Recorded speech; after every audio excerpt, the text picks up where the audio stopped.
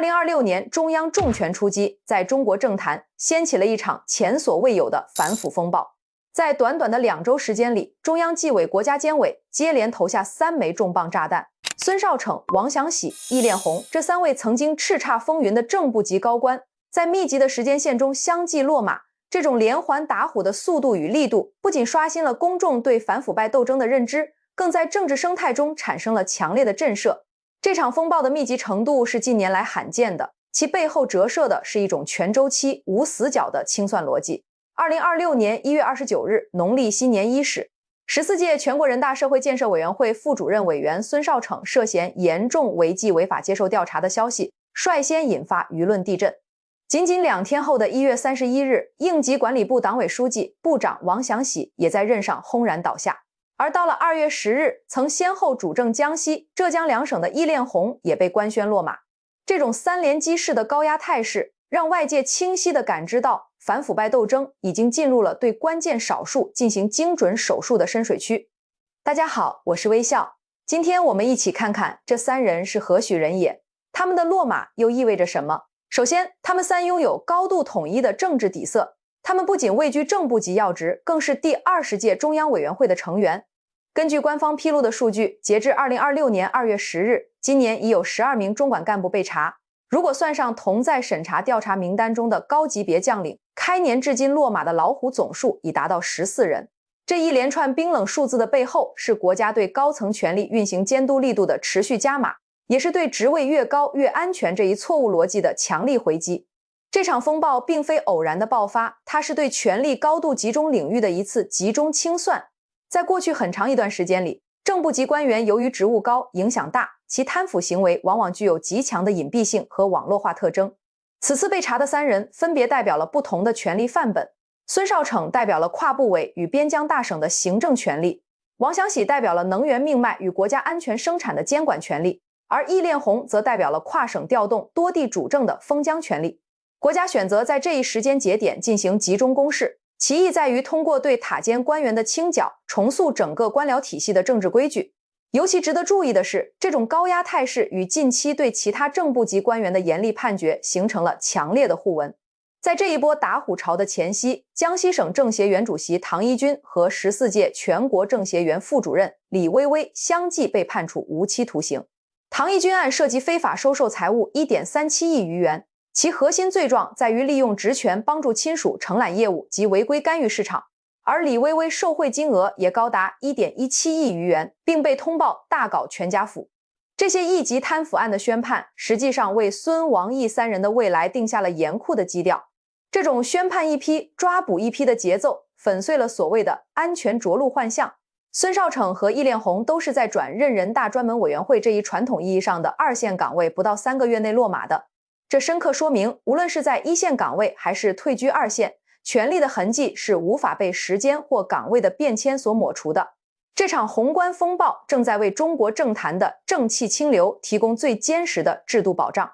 确保权力始终在阳光下运行，没有任何人能拥有法外豁免权。作为2026年开年反腐风暴的首虎，孙少逞的落马不仅拉开了这一年正部级高官密集坠落的序幕，更提供了一个观察中国高级干部从部委专业化治理向地方全局性领导转型的典型样本。出生于1960年7月的孙少逞，其仕途轨迹呈现出一种中央、地方、再中央、再地方的复杂闭环逻辑。他的政治生命底色最初是在民政部铺就的，那里是他权力的起步点，也是他深耕长达20余年的领域。从一名普通的科员到2009年升任民政部副部长，孙少逞深度参与了中国社会救助、优抚安置等关乎国计民生的重要事务。在这一时期，国家民政事业正处于资源投入大幅增加的关键阶段。作为主管官员，他手中掌握着大量的资金分配权与政策制定权。虽然民政事务看似繁琐碎片化，但涉及的社会福利基金、灾后重建项目及养老产业布局，每一个环节都隐藏着巨大的利益交换空间。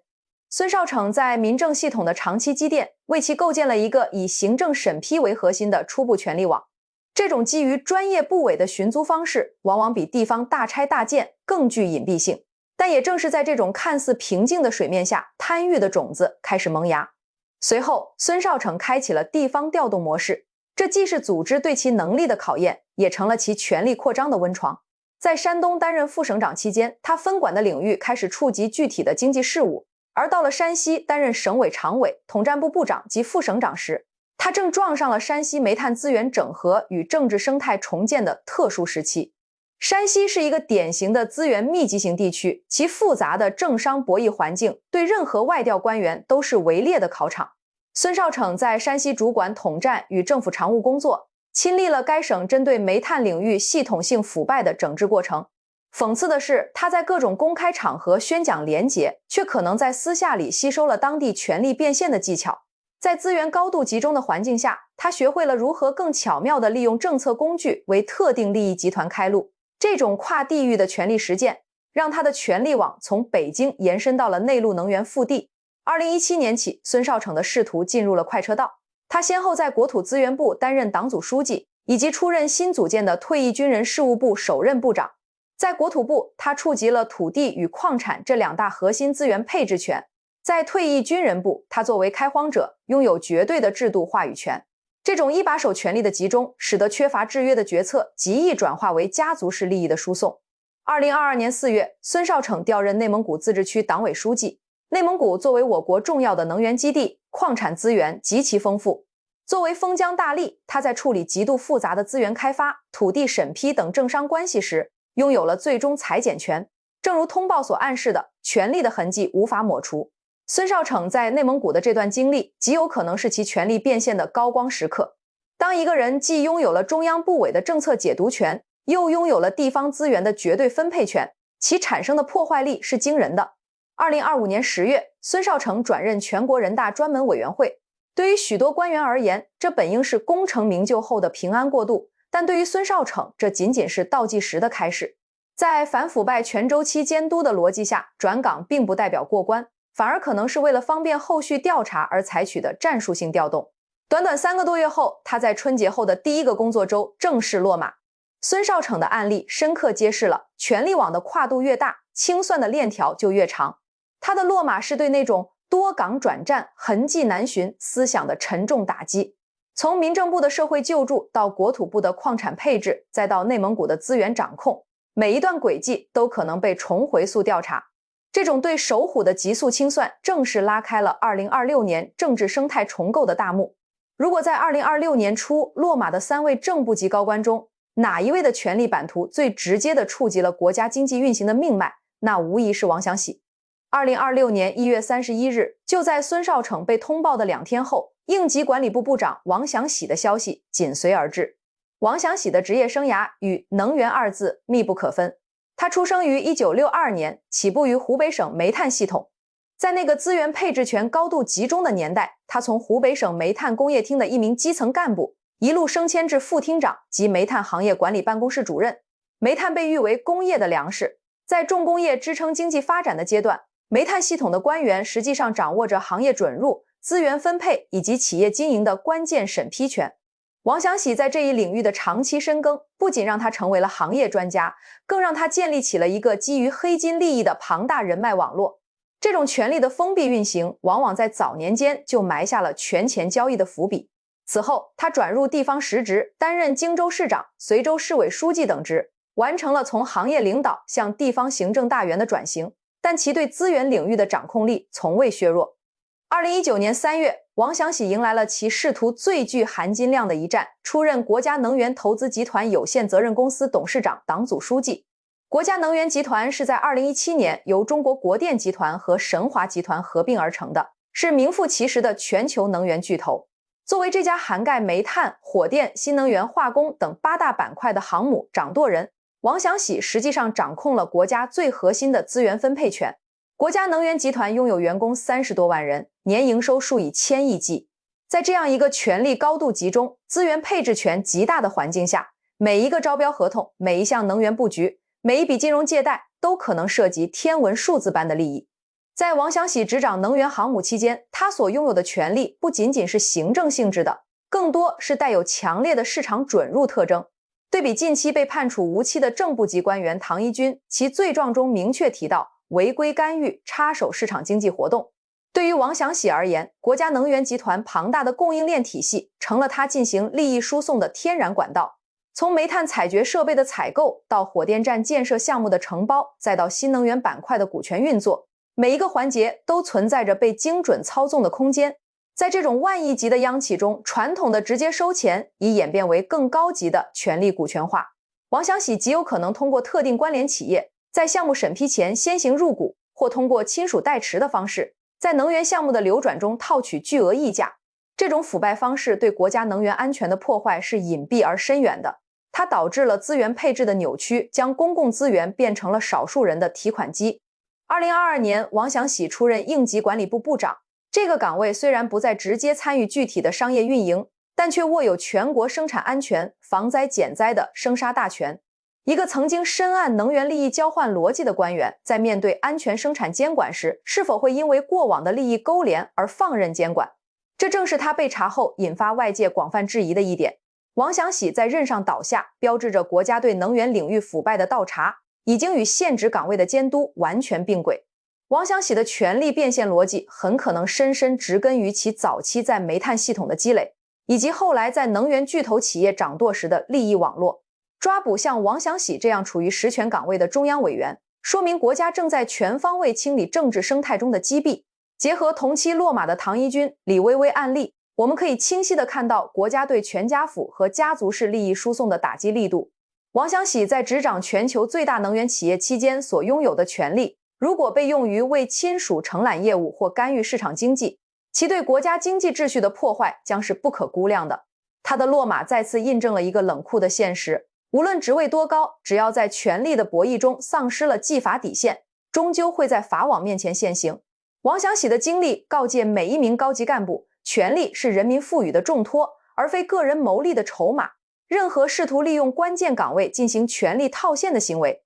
最终都必将在阳光下无处遁形。这种针对国家命脉行业的精准清理，是确保国民经济健康运行的必要之举，也是对那些试图将国家资源私有化者的严厉警告。随着王祥喜的倒下，2026年开年的反腐版图愈发完整。从行政资源到能源命脉，法网正以前所未有的密度收紧。在2026年2月10日，随着中央纪委国家监委一纸通报的发出，曾经转战湖南、辽宁、江西、浙江4省的封疆大吏易炼红正式落马。这标志着开年以来针对正部级高官的打虎风暴达到了一个新的高潮。作为第20届中央委员，易炼红的职业生涯极具代表性。他出身于象牙塔般的党校系统，曾是深耕理论研究的学者，但在跨入地方实权领域后，却在权力的密集流转中迷失了自我。如果说孙少成和王祥喜代表了资源与行政权的迷失，那么易炼红的落马则揭示了一个学者型官员在面对实权诱惑时的心理溃败过程。易炼红生于1959年9月，其政治生命的起点带有浓厚的学术色彩。在湖南省委党校深耕的17年里，他从一名普通的教研室副主任逐步升迁，历任校长助理、副校长，直至出任常务副校长。作为长期从事党建理论研究与干部培训的导师，他本应比任何人都清楚权力的边界与纪律的红线，但在长期的理论宣讲中，他似乎未能将那些律令真正内化为自身的道德准则。2004年，易炼红游学入仕，跨出了从讲台到地方主官的关键一步，出任湖南省岳阳市委书记。他在岳阳主政长达7年之久，这段经历不仅完成了他从理论到实践的身份转换，也让他在地方复杂的利益网络中逐渐建立起自己的权力基础。随后，他跻身湖南省委常委，并于2013年转任长沙市委书记。这种身份的切换，在易炼红身上产生了一种奇特的化学反应。他在公开场合依然保持着儒将风范，但在私下里，他逐渐迷失在地方主官那种说一不二的权力幻象中。2017年后，易炼红开启了其仕途轨迹中最为引人注目的密集跨省转战期。他先后主掌沈阳、江西、浙江，在这些地区，资本的围猎往往是以支持地方建设的伪装出现的。易炼红作为主政者，极易在招商引资、旧城改造等大型项目中，通过政策倾向为特定的资本势力背书。这种横跨中部、东北、东南沿海的权力履历，使他成为了地方治理经验极度丰富的代表，但也让他在长期的权力交织中埋下了深重的腐败祸根。易炼红的落马深度折射出一种学者型官员在面对实权诱惑时的脆弱性。虽然其具体的贪腐细节仍有待披露，但结合近期被判处无期的正部级官员案例，可以推测出其权力的异化路径。例如，同为正部级且曾任浙江省委副书记的唐一军，在长达16年的时间里受贿共计 1.37亿余元，其核心罪状之一就是违规干预、插手市场经济活动。对于像易炼红这样先后主政多地、涉及资源开发与大规模经济转型的官员而言，他在权力的流转中极易通过项目审批、土地转让等方式进行跨地域的权钱交易。此外，家风败坏与全家福很可能也是其迷失的重要诱因。近期获刑的李薇薇受贿金额高达 1.17亿余元，通报明确指出其对家人施管施教。易炼红在多省深耕多年，其权力的辐射面极广，如果缺乏有效的制度约束，其家族成员极易依附于其权力光环下，通过亲属代持或承揽业务实现大规模的利益变现。易炼红在2024年11月转任14届全国人大财政经济委员会副主任委员，这一原本被视为退居2线的岗位，最终成为了他政治生涯的最后一站。他在转岗不到3个月内便官宣落马，这种急速坠落的节奏同孙少逞、王祥喜的案例一样，向外界传递出极其明确的信号：反腐败调查是全周期的、跨地域的清算。在对这3位正部级老虎的堕落轨迹进行深度剖析时，一个无法回避的关键词是权力套现的系统性与隐蔽性。虽然这3人的具体违纪违法细节仍有待官方通报，但通过将其履历特征与近期宣判的案例进行横向对比，可以清晰地勾勒出高层官员权力异化的共同路径。首先，全家福与家族式利益输送已成为高层腐败的显著毒瘤。这种将公权力家庭化、私有化的行为，在孙少逞、王祥喜、易炼红的职业生涯中也存在巨大的风险诱因。对于孙少逞这种曾主政国土资源部的官员，或是王祥喜这种掌舵全球最大能源企业的巨头而言，家风的失守往往意味着在资源分配、土地审批中存在着巨大的家族式寻租空间。其次，违规干预市场经济活动是权力变现的核心手段。王祥喜曾执掌的国家能源集团是全球最大的煤炭生产，火电公司掌管着数以千亿计的资金流转。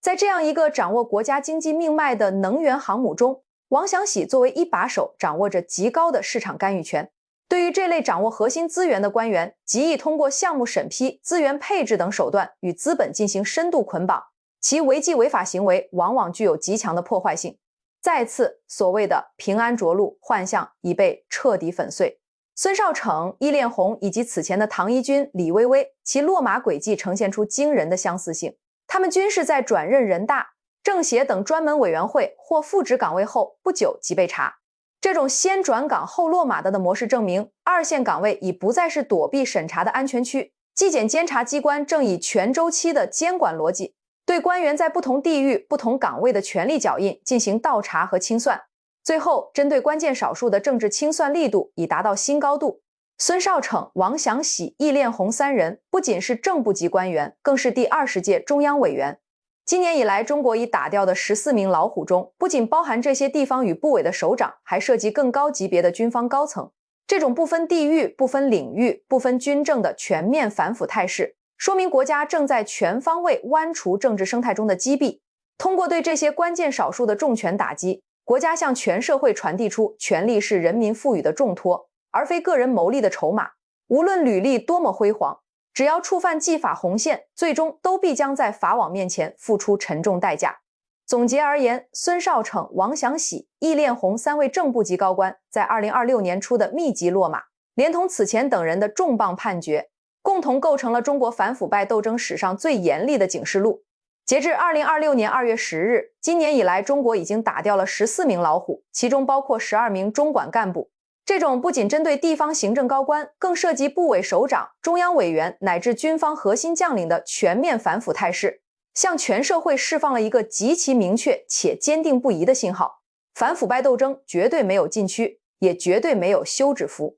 这3位被查官员均身为第20届中央委员，在党和国家决策体系中处于关键少数中的核心。他们的坠落再次证明了国家在维护政治纯洁性上的钢铁意志。抓捕这些曾经主政一方、执掌国家能源命脉或核心部委的官员，不仅是为了惩处个人的违纪违法行为，更是为了从根源上重塑整个官僚体系的政治生态，体现了国家反腐全周期监督与终身追责的决心。这一场没有死角的反腐风暴，警示着每一名高级干部，权力是人民赋予的重托，而非个人谋利的筹码。唯有以霹雳手段荡涤污泥浊水，才能让权力的运行回归服务人民的本源，营造海晏河清的政治生态，建设朗朗乾坤的清廉中国。好了，本期内容到这里就结束了，我是微笑，感谢你的观看，我们下期再见。